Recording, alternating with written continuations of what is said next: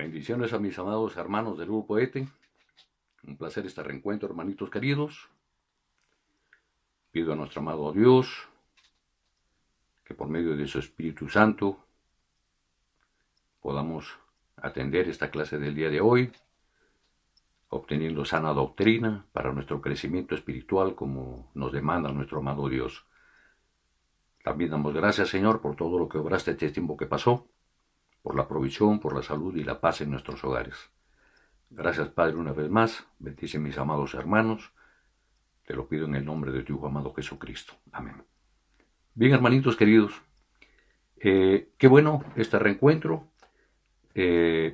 Recordemos que en la semana pasada tratamos el tema de la persona del Espíritu Santo, un tema que es fundamental, hermano, para el conocimiento de todos los cristianos, como ustedes y como yo, por supuesto. Esto es fundamental, el conocimiento del Espíritu Santo, hermanos. Tratamos la semana anterior la persona del Espíritu Santo, pero esta vez, en esta semana que pasó, hemos tenido dos temas también importantísimos, que son la obra del Espíritu Santo y la plenitud o llenura del Espíritu Santo. Muy bien, entonces nos vamos a la página 85, hermanos, para comprender mejor este tema.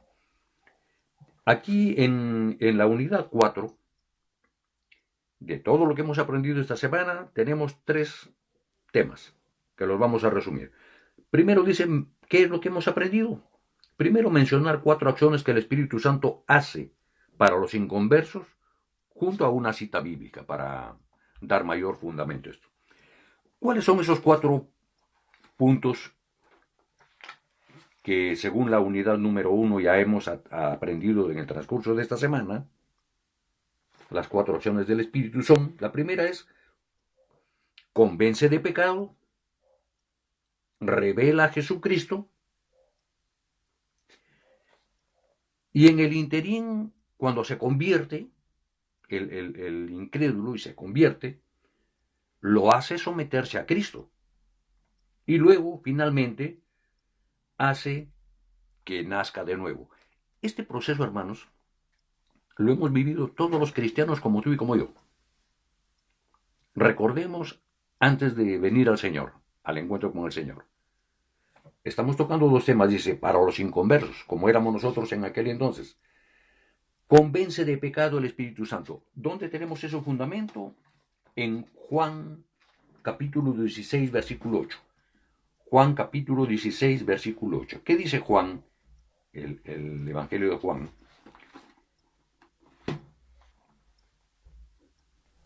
Sobre el capítulo de la obra del Espíritu Santo. Dice lo siguiente: y cuando Él venga, convencerá al mundo de pecado, de justicia y de juicio. Mire, más elocuente no puede ser, hermano, este versículo. Muy bien, para el punto 1, que es convence de pecado. Para el siguiente punto, revela a Jesucristo. ¿Dónde encontramos uno de los argumentos? En Juan 16, 14, 15. Juan 16, 14, 15. ¿Qué dice textualmente estos versículos? Dice, Él me glorificará porque tomará de lo mío y os lo hará saber. Todo lo que tiene el Padre es mío. Por eso dije que tomará de lo mío y os lo hará saber. Todo esto dentro del contexto del capítulo de la obra del Espíritu Santo en el Evangelio de Juan. Muy bien. Entonces, ¿qué otras dos cosas hace que el Espíritu o logre el Espíritu cuando alguien se convierte? Una de ellas es, lo hace someterse a Cristo, y la otra es que hace que nazca de nuevo. Ahí están los 4. Lo repito, convence de pecado, revela a Jesucristo en cuanto al incrédulo, al inconverso, y cuando ya está en su conversión, lo hace someterse a Cristo y hace que nazca de nuevo. Para el primer tema, lo hace someterse a Cristo. Uno de los versículos clave que es el Primera de Corintios 12:3. ¿Qué dice Primera de Corintios 12:3? Dice en el capítulo de los dones espirituales, dice, capítulo 3, por tanto, os hago saber que nadie que hable por el Espíritu de Dios llama anatema a Jesús. Y nadie puede llamar a Jesús Señor, sino por el Espíritu Santo. Por eso es que lo hemos reconocido nosotros como nuestro Salvador y Señor. Esa es la revelación que nos ha hecho el Espíritu Santo, hermanos. Muy bien. Ya hemos tocado entonces estos 4 puntos que nos dice la unidad 1 que hemos que estamos revisando aquí. Punto 1, mencionar 4 acciones que el Espíritu Santo hace. Y además hemos dado las citas bíblicas. En el punto 2 dice, explicar la obra del Espíritu Santo en la vida de un creyente. Ya es un tramo más adelante, ¿no es cierto? Exactamente todos estos pasos es lo que ha ocurrido en nosotros cuando tuvimos el proceso de nuestra conversión. ¿Cuáles son esos pasos? O las cosas que el Espíritu hace para profundizar la relación del creyente con Dios. Primero, nos da seguridad de salvación. ¿Dónde encontramos el fundamento bíblico? En Romanos 8, 15, 16. Vamos a Romanos 8, 15, 16. Romanos 8, 15, 16 nos dice, en el contexto de viviendo en el Espíritu, en ese capítulo, dice, pues no habéis recibido el espíritu de esclavitud para estar otra vez en temor, sino que habéis recibido el espíritu de adopción por el cual clamamos, Abba Padre. El Espíritu mismo da testimonio a nuestro espíritu de que somos hijos de Dios. Sumamente claro y elocuente, hermano, el capítulo 15-16 del capítulo 8 de Romanos. Muy bien, el siguiente paso dice, lo ayuda a orar según la voluntad de Dios. Eso es las cosas que el Espíritu hace para que nosotros profundicemos en nuestra relación con Dios. ¿Y dónde encontramos el fundamento? En Juan 3, 5, 8. ¿Qué dice Juan 3, 5, 8? Vamos a Juan 3, 5, 8. Dice, respecto al tema que ya ustedes lo han leído, lo han escuchado varias veces en nuestra congregación o en clase, al encuentro entre Nicodemo y el Señor Jesucristo, ¿no es cierto? Jesús y Nicodemo, en ese orden. Del 5 al 8 dice, respondió Jesús, de cierto te digo que el que no naciere de agua y del Espíritu no puede entrar en el reino de Dios. Lo que es nacido de la carne, carne es, y lo que es nacido del Espíritu, Espíritu es. Entonces estamos aquí en Juan 3, 5 al 8. Y dice, no te maravilles de que te dije, os es necesario nacer de nuevo. El viento sopla de donde quiere y oye su sonido, mas ni sabes de dónde viene ni a dónde va. Así es todo aquel que es nacido del Espíritu Santo. También, hermano, unos versículos sumamente elocuentes sobre cómo el Espíritu del Señor nos acerca a esa relación personal con nuestro Dios. Muy bien, entonces, ¿qué cosa más aprendemos aquí en esta parte ya como convertidos ya? Dice, dos cosas que el Espíritu hace para cambiar el carácter del creyente, que está aquí en el segundo punto de la unidad 4. A medida que se profundiza su relación con el Padre y al cambiar su carácter, proporcionar una cita bíblica para cada caso. ¿Qué es lo que hace el Espíritu para cambiar el carácter? Hace morir las obras de la carne, hermano. Hace morir las obras de la carne. Este tema, por supuesto que ya ustedes tienen conocimiento a qué está referido, las obras de la carne. ¿No es cierto? A todo lo que la carne como tal, como el ser humano como tal, sin la ayuda del Espíritu Santo, puede llegar a ser. ¿Qué puede hacer un ser humano? Los excesos en todos, en las comidas, los excesos en las expresiones, los excesos en todo orden. ¿No es cierto? Esas son las obras de la carne sin ningún sentido, hermanos. El mundo, como bien sabemos, hermano, no tiene absolutamente nada bueno que ofrecerte. Pero la ayuda del Espíritu Santo, ¿qué hace en nosotros, en los creyentes? Hace morir las obras de la carne. Un versículo que nos aclara este tema es Romanos 8:13. ¿Qué dice Romanos 8:13? Vamos aquí a Romanos 8:13.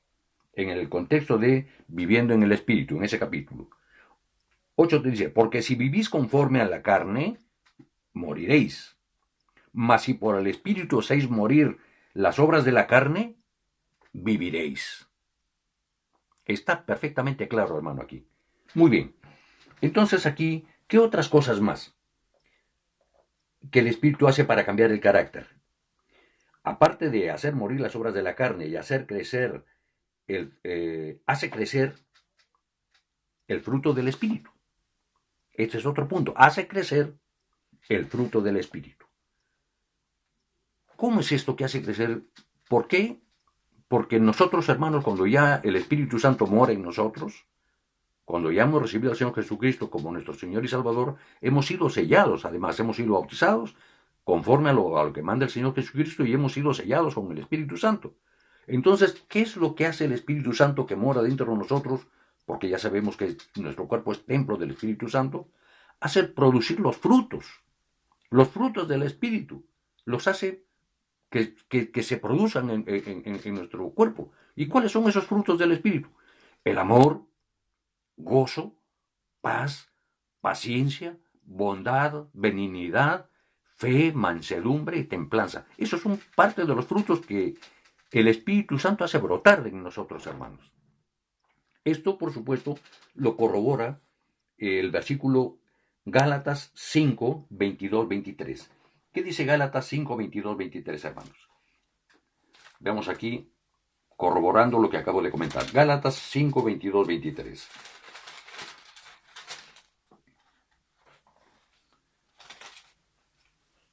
Mas el fruto del Espíritu es amor, gozo, paz, paciencia, bondad, benignidad, fe, mansedumbre, templanza. Contra tales cosas no hay ley, hermanos. Corroborado lo que acabamos de manifestar. Entonces, ¿qué más dice? Escriba la obra final del Espíritu, ¿no es cierto?, que faculta al creyente para el ministerio. Esto, por supuesto, lo encontramos ya relatado, como hemos estudiado en nuestro manual, lo encontramos en Primera de Corintios 12, 4 al 11. Primera de Corintios 12, 4 al 11.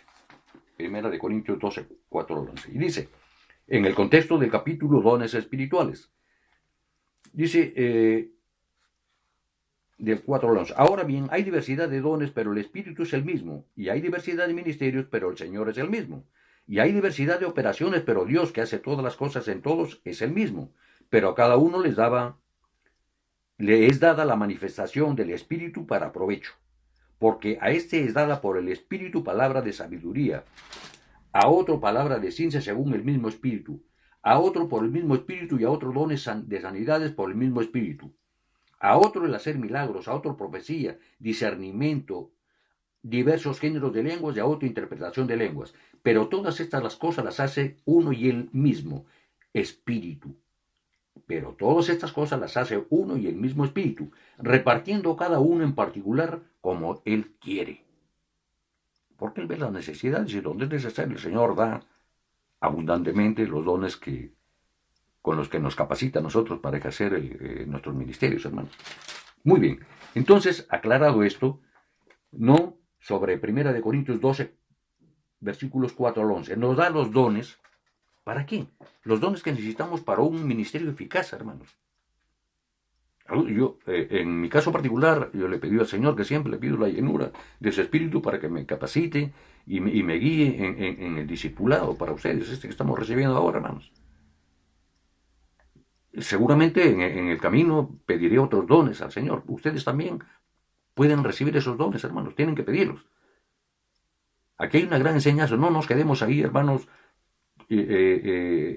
adormecidos y no dejemos de orar y pedir, hermano, la llenura del Espíritu. Eso debe ser una constante en nosotros.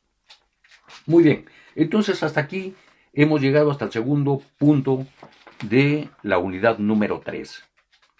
Ahora, en el punto 3 dice, ¿no es cierto?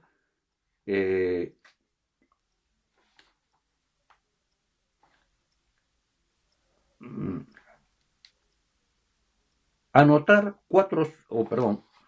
perdón, disculpen hermanos, un lapsus, estamos aquí en el punto 4, dice, bueno, participar en una discusión, bueno, es obvio que no podemos hacerla aquí por razones de tiempo y espacio, pero dice, explicar a alguien que desea ser lleno del Espíritu Santo las 5 cosas necesarias para experimentar tal plenitud y el peligro que debe evitar al respecto. O sea, ¿qué es lo que nosotros hemos aprendido ya aquí en esta lección que hemos finalizado? ¿No?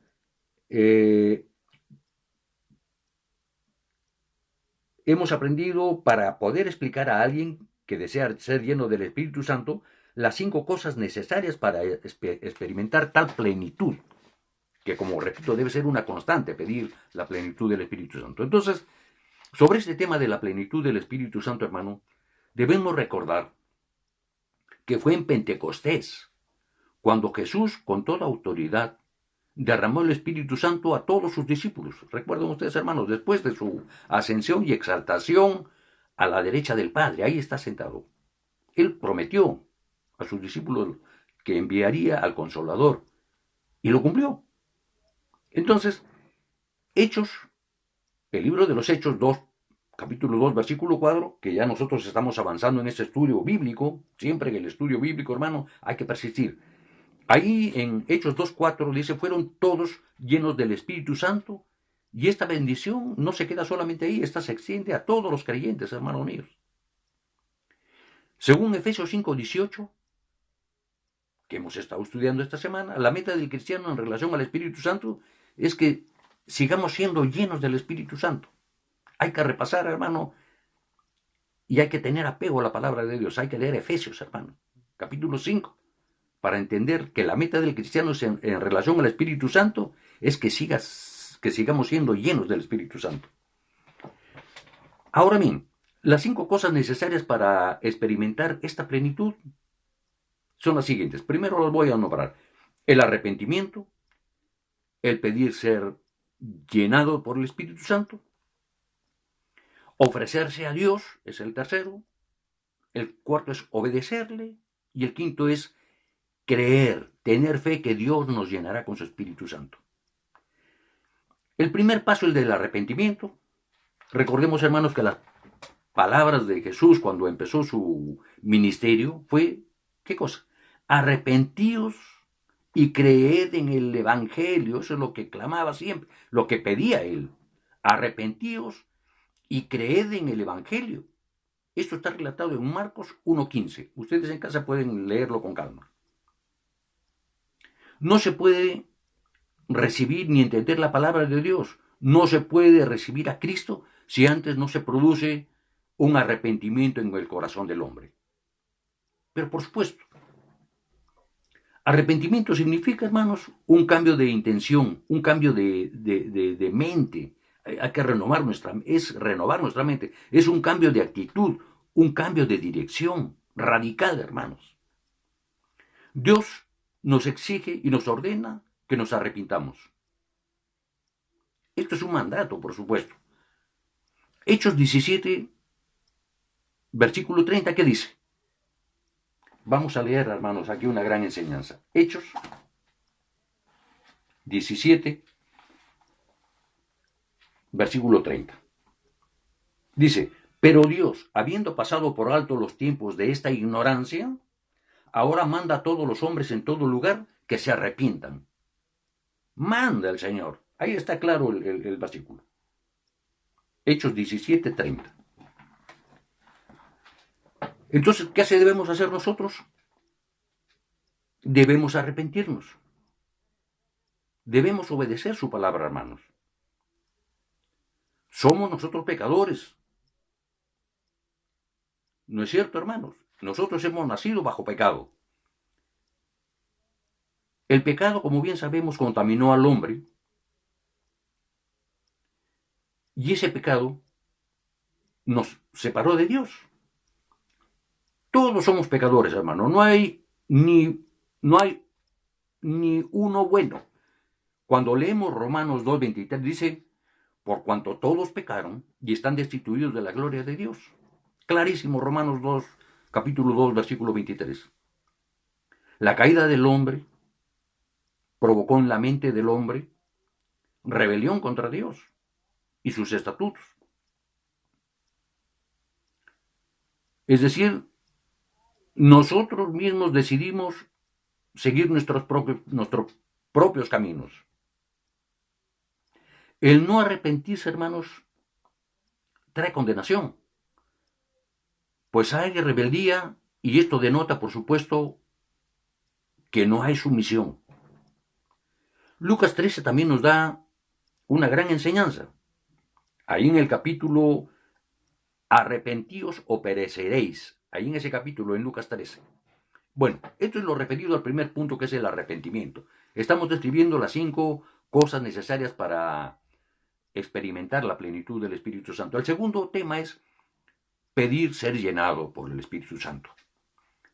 Ya sabemos que luego del arrepentimiento lo más importante es pedir la llenura del Espíritu Santo, porque ello implicará, o ello impedirá en todo caso, que volvamos al pecado. Debemos persistir en oración, hermano, pidiendo ser llenados por el Espíritu Santo, o llenos del Espíritu Santo.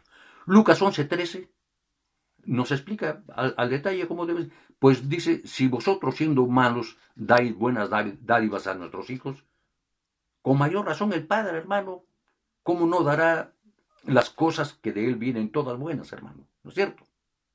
Juan 7:37-39 también, hermano, otra enseñanza. Nos da señales en cuando Jesús llama a los que tienen sed. Y él da de beber el agua espiritual, esa maravillosa agua espiritual que él les ofrece. Esto en analogía viene a ser que serán llenos también del Espíritu Santo. ¿Qué dice Juan 7:37-39? Juan 7:37-39.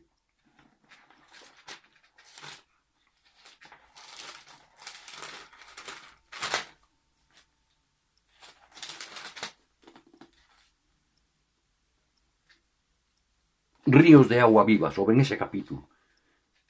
Y en el último y gran día de la fiesta, Jesús se puso en pie y alzó la voz diciendo, si alguno tiene sed, venga a mí y beba. El que cree en mí, como dice la Escritura, de su interior correrán ríos de agua viva. Esto dijo del Espíritu que habían de recibir los que creyesen en él, pues aún no había venido el Espíritu Santo, porque Jesús no había sido aún glorificado. Claro, pero el símbolo del agua, a eso se refiere, que es sobre el Espíritu Santo, hermanos. Muy bien. Por supuesto, haremos aquí, y de pasada, no debemos dejar de recordar, hermano, que el apóstol Pablo fue perfectamente lleno por el Espíritu Santo, y era lleno y constantemente pedía en oración ser lleno del Espíritu Santo, pedía la dirección del Espíritu Santo para esos viajes evangelizadores, que ya trataremos seguramente en el tema de los viajes de Pablo. Grandes ejemplos, hermano, de la sabiduría de Dios. El tercer tema es ofrecerse a Dios. Debemos darnos al Señor para que Él nos use en su obra, en cualquier área a la que Él nos dirija. Debemos ser obedientes a lo que dice Romanos 12:1-2, es decir, ofrecer nuestro cuerpo como sacrificio vivo al Señor. Ofrecer nuestro cuerpo como sacrificio vivo al Señor. Pero ¿cómo le vamos a ofrecer al Señor nuestro cuerpo como sacrificio vivo? Buscando, hermano, la santificación en todas las cosas que hagamos. Siendo sinceros, leales y fieles al Señor. El punto cuarto es la obediencia. Para recibir la llenura del Espíritu Santo, hermanos, es necesario también que seamos obedientes al Señor. Andar por sus caminos con plena conciencia de que Él es nuestro Creador y que Jesucristo es su Hijo unigénito, quien dio su vida por redimirnos del pecado y presentarnos justos ante el Padre. Eso es el tema referido a la obediencia. Y finalmente, creer, hermanos, creer, tener fe que Dios nos llenará con su Espíritu Santo siempre y cuando se lo pidamos nosotros. Para experimentar la llenura del Espíritu Santo, el creyente debe tener fe, debe creer que Dios le llenará con el Espíritu, que Jesucristo dará de beber a los que vienen a Él, ¿no es cierto?, con sed espiritual, a los que realmente creen. No basta hacer estas cosas una vez para siempre, es necesario hacerlas en forma permanente y en forma continua, hermanos, de forma constante. La meta de todos los cristianos realmente es una relación con el Espíritu Santo que sea continua y llena de su Espíritu. Esa es la meta de todos los cristianos como tú y como yo. El cierre final de esta unidad 4 es el peligro que debemos evitar. Debemos evitar, como es natural, tomar este hecho de lo que ocurrió con nosotros en nuestra vida como un hecho ya pasado y que ahí quedó y solamente lo tenemos ya intelectualmente concebido como una historia del pasado. Y ese es un grave error que estamos cometiendo, hermano. Debemos alinear como que si fuera ayer que nos hemos convertido recién, nos hemos entregado al Señor. Tenemos que sentir esa pasión, hermano, ese deseo de seguir siendo llenos por el Espíritu Santo. Eso nos va a dar la fortaleza y nos va a dar la sabiduría, hermano, para cumplir con ese mandato que nos ha dejado el Señor, de llevar su palabra hasta el último rincón del planeta. Hermanos queridos, los amo mucho, esfuércense, sigan, hermanos, perseverando en la palabra, continúen con la lección número 5, porque la próxima va a ser en la siguiente semana, vamos a tener una prueba calificada. Vayan, hermano, poniéndose al día, lean, hermano, porque me extraño que no entran a ver estos mensajes que con tanto esfuerzo, hermano, estoy haciendo por ustedes. Y así que les ruego, por favor, los exhorto a ponerse al día, a escuchar estos resúmenes, para que se ayuden, hermano, en el desarrollo de sus lecciones. Que Dios los bendiga, mis amados hermanos. Hasta el próximo miércoles. Que Dios los bendiga.